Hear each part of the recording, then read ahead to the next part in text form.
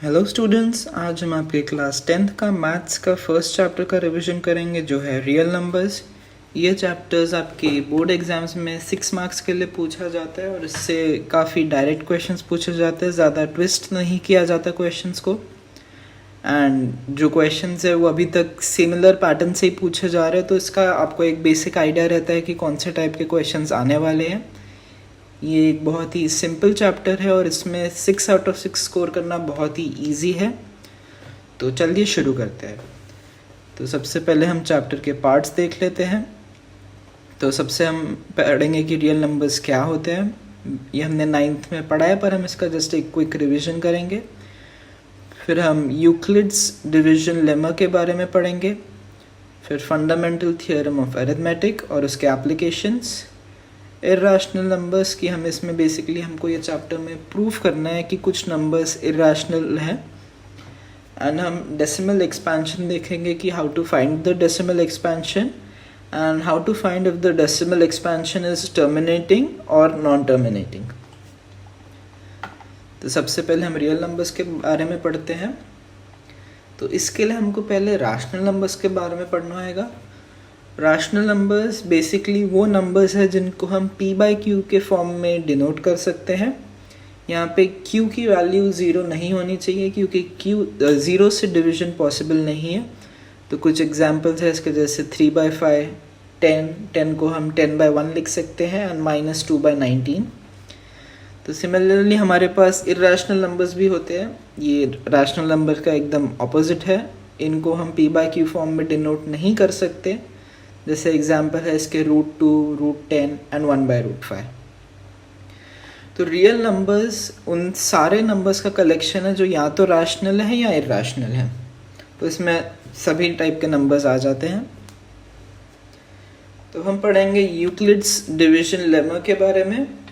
ये basically state करता है कि अगर हमारे पास दो पॉजिटिव इंटीजर्स है a एंड b, तो हमारे पास q और r होंगे जो भी पॉजिटिव होंगे, जिसके हमें ये इक्वेशन मिलता है a = bq + r, जहाँ पे r की वैल्यू b से कम है पर 0 से ज़्यादा है। तो बेसिकली हम a को b से डिवाइड कर रहे हैं तो हमको q क्वोशंट मिलता है और r रिमाइंडर मिलता है। इससे हमको ये इक्वेशन मिलता है a = bq + r। ये कोई नया इक्वेशन नहीं है, ये हम सालों से पढ़ते आ रहे हैं। ये बेसिकली है dividend = divisor × quotient plus remainder. आपको याद होगा जब आपने डिवीजन पढ़ा था तब हमने ये पढ़ा था कि dividend = divisor × quotient plus remainder. तो ये बेसिकली है यूक्लिड्स डिवीजन लेमा। इसको हम EDL भी बोलेंगे इस लेक्चर में, पर आपको एग्जाम में फुल फॉर्म लिखना है। तो हम इसके एप्लीकेशंस देखते हैं। इसका एक ही एप्लीकेशन है जो कि है finding HCF of two numbers. HCF is the highest common factor. तो सपोज हमारे पास दो नंबर्स है a एंड b, तो उसके लिए we will see the steps to how to calculate the HCF। तो सबसे पहले हम EDL अप्लाई करेंगे। तो सपोज हमको मिला a = bq1 + r1। यहाँ पे q1 डिनोट करता है quotient and r1 is the remainder. तो अब ये जो टर्म्स है बेसिकली हमारा जो डिवाइज़र है इस केस में b एंड जो हमारा रिमाइंडर है हमको इस पे EDL अप्लाई करना है। तो अगर हम करते हैं तो हमको मिलेगा b = r1 × q2 + r2। q2 और r2 इसमें सेकेंड क्वोशंट और रिमाइंडर है आफ्टर सेकेंड डिवीजन के टाइम पे जो हुआ। तो अब हम अगेन r1 एंड r2 पे अप्लाई करेंगे क्योंकि r1 यहाँ पे हमारा डिवाइज़र है और r2 रिमाइंडर है। तो हमें ऐसा कुछ इक्वेशन मिल जाएगा r1 = r2 × q3 + r3। Again हम r2 एंड r3 में अप्लाई करेंगे EDL। बेसिकली हमको EDL अप्लाई करते जाना है जब तक कि हमारा रिमाइंडर 0 नहीं आ जाता। कुछ क्वेश्चंस में सिर्फ एक स्टेप में आपका 0 रिमाइंडर आ जाएगा, पर कुछ क्वेश्चंस के लिए आपको 3-4 बार EDL अप्लाई करना पड़ेगा। तो बेसिकली हमारा फाइनल इक्वेशन होना चाहिए c = r × qn, n मतलब जितनी भी बार हमने उसको डिवाइड किया है।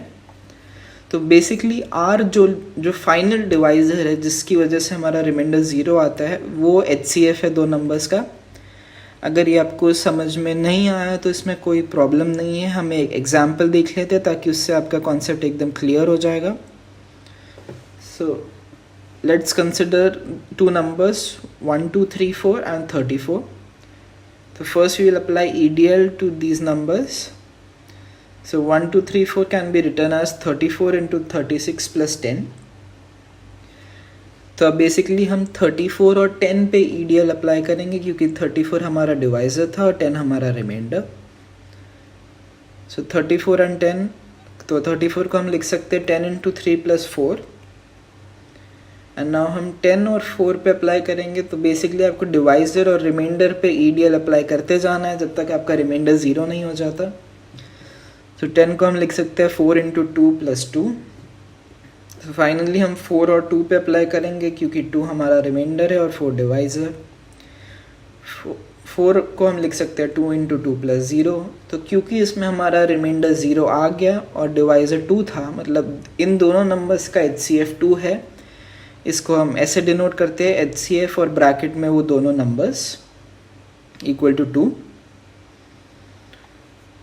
तो इसका एक और टाइप के क्वेश्चन आते हैं जहाँ पे हमें प्रूफ करना है एक जनरल केस. जैसे एक एग्जांपल है यहाँ पे, proof that every odd positive integer is of the form 4q plus 1 या 4q plus 3. सो सपोज हम let a be any positive odd integer and b equal to 4. So basically ऐसे type के question में अगर आप देखें, जैसे हमारा यूक्लिड EDL का वो था equation a equal to BQ plus R. तो अगर आप Q को कोएफिशिएंट जो है वो B की वैल्यू है, तो यहाँ पे 4 है तो हम B को सीधा 4 अज्यूम कर लेते हैं ऐसे टाइप के क्वेश्चन में. जो भी दिया होगा क्वेश्चन में, सपोज अगर यहाँ पे 8q plus 3 होता तो अब B की वैल्यू 8 लेते, 6q plus 3 होता तो अब B की वैल्यू 6 लेते. तो हम A एंड B पे EDL अप्लाई करेंगे तो हमको मिलता है A equal to BQ plus R. So A equal to 4q plus R. अब R की वैल्यू 0, 1, 2 या 3 हो सकती है क्योंकि हमारी जो R की वैल्यू है वो 0 से 4 के बीच में होनी चाहिए, क्योंकि R 4 से ज़्यादा नहीं हो सकता क्योंकि फिर वो हम उसको और सिंप्लीफाई कर सकते हैं. तो बेसिकली अगर हम R की ये 4 वैल्यूज़ पुट करते हैं तो हमें A की भी 4 वैल्यूज़ मिलती है, 4q, 4q plus 1, 4q plus 2 and 4q plus 3. अब क्योंकि क्वेश्चन में मेंशन्ड है A is odd positive integer, तो A की वैल्यू 4q और 4q plus 2 नहीं हो सकती क्योंकि ये दोनों 2 से डिविजिबल है. और हमने पढ़ा है कि अगर कोई भी नंबर 2 से डिविजिबल होता है तो वो इवन होता है, ऑड नहीं होता. इसलिए हमको A की वैल्यू मिल जाती है 4q plus 1 या 4q plus 3. तो इससे हमारा ये क्वेश्चन प्रूव हो गया. अब हम next fundamental theorem of arithmetic देख लेते हैं.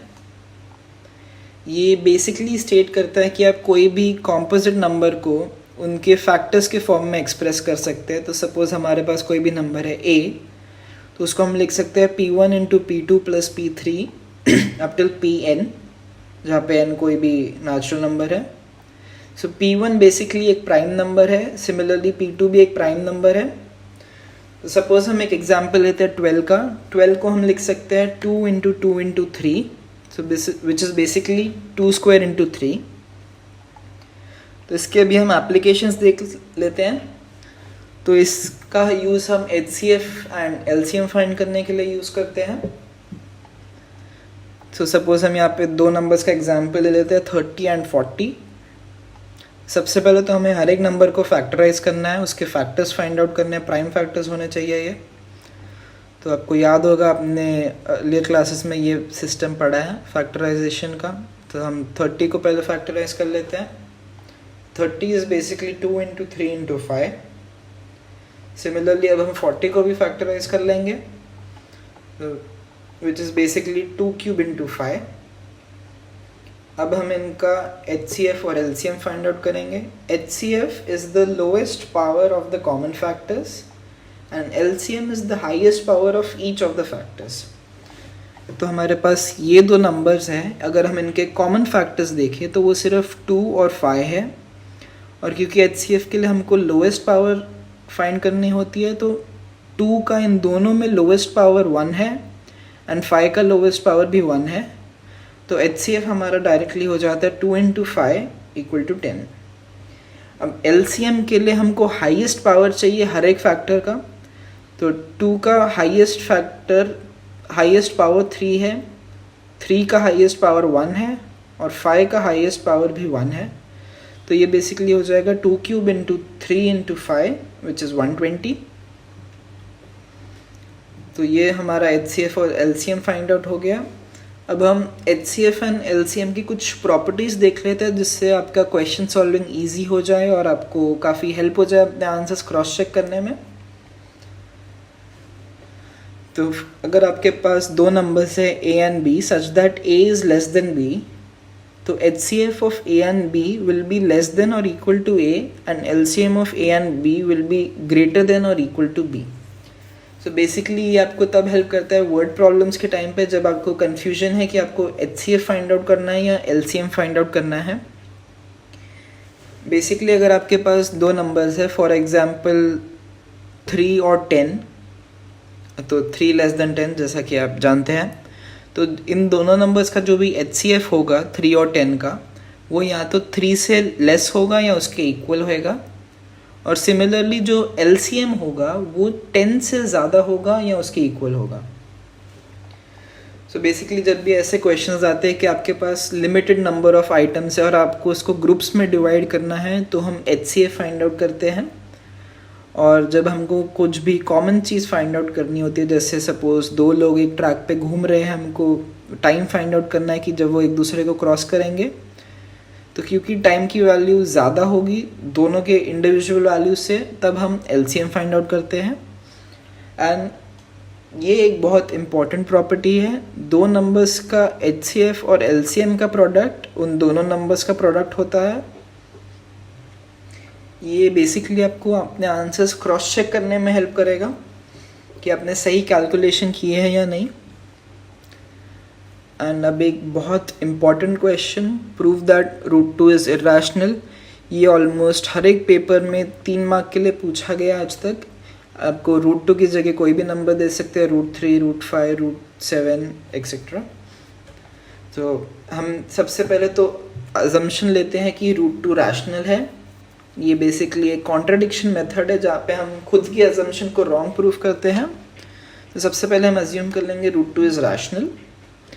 So therefore √2 = a/b, जैसे रैशनल नंबर्स की डेफिनेशन थी कि हम उनको p/q के फॉर्म में डिनोट कर सकते हैं। एंड यहाँ पे हमने अज्यूम किया है कि a और b कोप्राइम्स है। कोप्राइम्स मतलब उनका HCF 1 है, उनका कोई भी कॉमन फैक्टर नहीं है। तो हम लिख सकते हैं इसको b√2 = a। अब हम दोनों साइड्स को स्क्वायर करेंगे तो हमको इक्वेशन मिलता है 2b² = a²। तो इसका मतलब basically 2 divides a²। Basically a² का एक फैक्टर 2 है, और क्योंकि a² का फैक्टर 2 है तो a का फैक्टर भी 2 होगा, मतलब 2 डिवाइड्स a। तो बेसिकली हम a को 2 × सम कांस्टेंट के फॉर्म में लिख सकते हैं। जैसे अगर मान लीजिए कि a की वैल्यू 8 है, तो हमको मालूम है कि 2 8 का फैक्टर है, तो हम 8 को 2 × 4 लिख सकते हैं। सिमिलरली हम यहाँ पे हम a को लिखेंगे 2c, c कोई भी कांस्टेंट है। अब बेसिकली ये जो वैल्यू है ये हम फर्स्ट इक्वेशन में सब्स्टिट्यूट करेंगे, तो हमको फाइनल इक्वेशन मिल जाता है 2b² = 4c²। इसको सिंप्लीफाई करने के बाद हमको अगेन मिलता है b² = 2c²। फिर से जिसका यही इम्प्लीकेशन आता है कि 2 डिवाइड्स b², मतलब 2 डिवाइड्स b। तो देयरफॉर इससे हमको ये पता चलता है कि a और b का 2 एक कॉमन फैक्टर है, पर ये पॉसिबल नहीं है क्योंकि a एंड b हमने कोप्राइम्स माने हैं, एंड कोप्राइम्स का कोई भी कॉमन फैक्टर नहीं होता। तो इसलिए हमारी असम्पशन रॉन्ग थी, देयरफॉर √2 इज़ इरेशनल। आपको ऐसे ही स्टेप बाय स्टेप ये सॉल्व करना है, और सब स्टेप्स लिखना बहुत ज़रूरी है, सब डिटेल्स लिखना ज़रूरी है। जैसे a एंड b कोप्राइम्स आपको ऑब्वियसली मेंशन करना है। एंड अब हम नेक्स्ट क्वेश्चन पे आते हैं, वो भी बहुत इंपॉर्टेंट है। Proof that 5 + √2 is irrational. तो सब अगेन हम कॉन्ट्राडिक्शन मेथड से प्रूफ करेंगे। Let's assume 5 + √2 is rational. So 5 plus root 2 equal to a by b, where a and b are co-primes. अगर हम इसको रीअरेंज करें तो हम इसको लिख सकते हैं √2 equal to a minus 5b by b.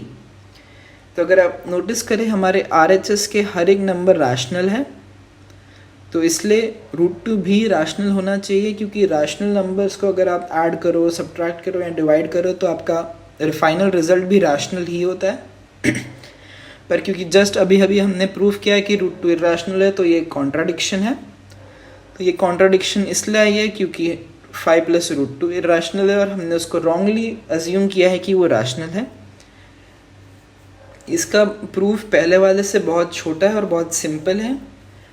तो अगर आपको एक क्वेश्चन 2 या 3 मार्क के लिए पूछा जाए तो आपको सिर्फ इतना ही स्टेटमेंट लिखना है. पर अगर ये 5 मार्क के लिए आता है एग्जाम में तो आपको पहले √2 को इरैशनल प्रूफ करना होगा, फिर आप ये प्रूफ करेंगे तो ही आपको फुल 5/5 मिलेगा उस क्वेश्चन में.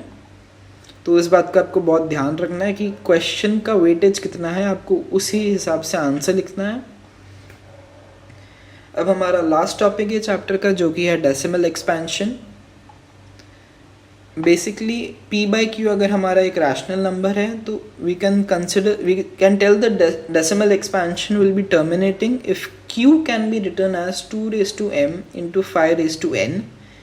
बेसिकली q का 2 और 5 के अलावा कोई भी फैक्टर नहीं होना चाहिए. अगर उसका कोई और फैक्टर है 2 के अलावा तो डेसिमल एक्सपेंशन नॉन टर्मिनेटिंग होगी और रिकरिंग होगी. रिकरिंग मतलब वो फिक्स्ड नंबर्स के बाद रिपीट होगी. जैसे फॉर एग्जांपल एक डेसिमल एक्सपेंशन है 0.121212 ऐसा इन्फिनिटी तक, so that 12 is the recurring term. तो हम इसका एक एग्जांपल ले लेते हैं 21/40. So 40 can be written as 2 cube into 5. तो क्योंकि ये सिर्फ 2 और 5 के फैक्टर्स के फॉर्म में है तो decimal expansion is terminating. So 21/40 equal to 3 into 7 upon 2 cube into 5. हमको बेसिकली m और n बेसिकली हमको 2 और 5 की पावर्स को इक्वल करना है ताकि हम उसको 10 की पावर के फॉर्म में लिख सकें. तो हम इसको 5 स्क्वायर से मल्टीप्लाई करेंगे न्यूमरेटर और डिनोमिनेटर में, ताकि हमको डिनोमिनेटर में भी 5 क्यूब मिल जाए. तो अगर हम मल्टीप्लाई करते हैं तो हमारा न्यूमरेटर आ जाता है 3 into 5 square into 7 by 2 cube into 5 cube. तो न्यूमरेटर की वैल्यू आती है 525. डिनोमिनेटर बेसिकली बनता है 10 क्यूब. 10 cube is 1000. तो हम इसको जस्ट डेसिमल शिफ्ट करके हमें मिलता है 0.525. तो हमारा नेक्स्ट क्वेश्चन है 27/15. सो 15 को हम लिख सकते हैं 3 इंटू 5. आपको ये देख के स्टॉप नहीं हो जाना है कि इसको हम 3 इंटू 5 के फॉर्म में डिनोट कर सकते हैं. तो 3 इसका एक फैक्टर है, इसलिए ये एक नॉन टर्मिनेटिंग होएगा. अगर आप ध्यान से देखें तो 27 में भी 3 का एक 3 का एक मल्टीपल है. तो बेसिकली न्यूमरेटर और डिनोमिनेटर में 3 कैंसिल हो रहा है. तो बेसिकली हमारा ये 9/5 है क्वेश्चन. तो हमको इसको और सिंप्लीफाई करके ये हम 2 से मल्टीप्लाई कर देंगे. तो हमारा फाइनल एक्सपेंशन आता है 1.8. तो वैसे क्वेश्चंस में आपको सबसे पहले न्यूमरेटर और डिनोमिनेटर के कॉमन फैक्टर्स कैंसिल आउट करने हैं, ताकि आपके बेसिकली न्यूमरेटर और डिनोमिनेटर को प्राइम होने चाहिए. और फिर आपको फैक्टराइज करना है डिनोमिनेटर को, ये चेक करने के लिए कि वो 2m इंटू 5n के फॉर्म में है या नहीं. अगर वो 2m इंटू 5n के फॉर्म में है तो एक्सपेंशन टर्मिनेटिंग होएगा, वरना एक्सपेंशन नॉन टर्मिनेटिंग होएगा. अगर आपको एक्सपेंशन फाइंड करने के लिए बोला है तो आपको बेसिकली 2 और 5 की पावर्स को बैलेंस करना है और उसको आपको 10 की पावर बनानी है. तो इसी के साथ हमारा ये चैप्टर ख़त्म हो जाता है. आज के लिए बस इतना ही. अगर आपको ये वीडियो पसंद आई तो ज़रूर लाइक करें और अपने दोस्तों के साथ शेयर करें ताकि उनकी हेल्प हो जाए पढ़ाई में. अगर आपको कोई भी डाउट्स है तो प्लीज़ उन्हें कमेंट सेक्शन में छोड़ दें. मैं कोशिश करूँगा आपके सारे डाउट्स सॉल्व करने की. और अगर आपको कोई स्पेसिफिक चैप्टर का रिवीजन ज़्यादा डिटेल में चाहिए तो प्लीज़ उसका भी सजेशंस कमेंट सेक्शन में डाल दिए. Thanks for watching.